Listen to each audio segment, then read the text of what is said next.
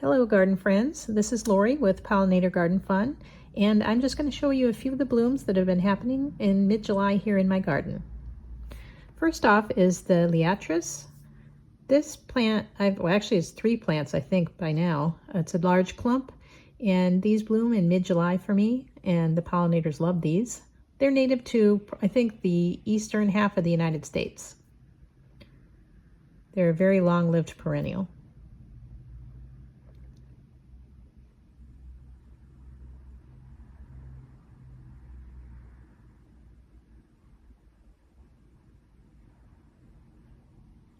Next up is the nodding onion, or Allium cernuum.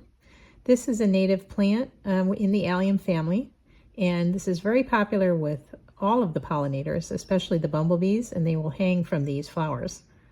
They're really cute to watch, and they're called nodding onions because the flowers do nod, as you can see here. These are best bought as plugs or starter plants because they do take a long time to go from seed.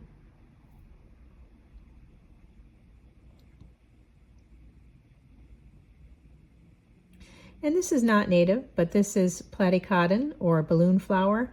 I just happen to really like this one. You can see why it's called the balloon flower, as the buds before they open up look like little hot air balloons. And then they sort of pop open. You'll see one day they're closed and the next day they're open. I have these blue ones, and I also have a pink one, which is not blooming now. It's about 2 feet tall, and when it does rain heavy, they do flop over a little bit, as you can see. Once they're done blooming, you can clip off all the buds and you may get a small flush of blooms again on those.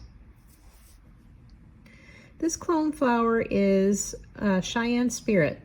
Now, these are older plants of mine, and these were seeded from other ones I've had. And Cheyenne Spirit usually has yellow and orange and this kind of cherry red color, but all of these older ones have just become the cherry red. So I don't know if they're reverting to form or if this just happened to be happenstance here.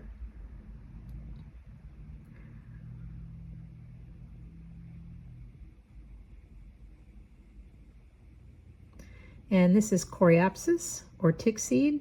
This is a native plant in the US, and it comes in a many variety of colors. This is not the straight native, obviously that's yellow, but these are just cheerful, fun flowers in the summer. And the blooms are pretty long lasting. It has kind of a nice lacy foliage that hangs around all summer. Good for full sun, sandy soil.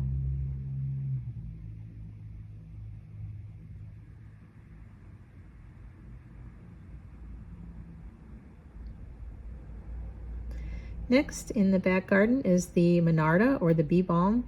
I believe this is Jacob Klein, I think is the variety of this one. I've had this one for many years, and I've just pulled pieces off. It kind of grows by runners, and you can just pull them up and put them wherever you want them. Very popular, very, very popular with hummingbirds and bumblebees and the hummingbird moth. They all love this plant. And when you crush the leaves, it smells like oregano.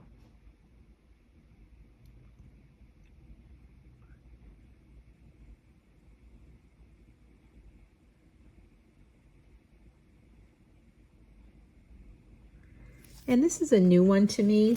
I planted this 2 years ago, and this is the first year that it has bloomed. This is the tufted hairgrass, or the Deschampsia cespitosa, if I said that right. It makes a nice little mound of arching grass, but then this year it sent up these plumes of blooms, and I just think they're so beautiful and airy. I have these in the pollinator garden. Grasses are definitely good to have, and I don't have any, and this is my first try with grasses. They will have lots of seed heads later for the birds. Here's Achillea millefolium, or yarrow, common yarrow, very ubiquitous in the United States, and they come in a lot of colors. Mine happen to be yellow, obviously, but I believe the very straight native, I think, is either yellow or white. These have this really nice feathery foliage to them, and the blooms are quite tall on this, and because this is not in full sun, it's in mostly sunny, it is reaching a little bit towards the sun, so I have to kind of stake it up here. Blooms are very long lasting though.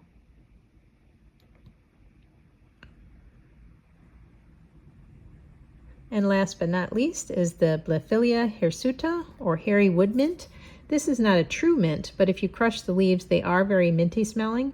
I grew this from seed last year, and this year, look at how it has grown. The flowers are amazing. The bees go absolutely crazy over these, and I just find them to be very, very pretty in the garden.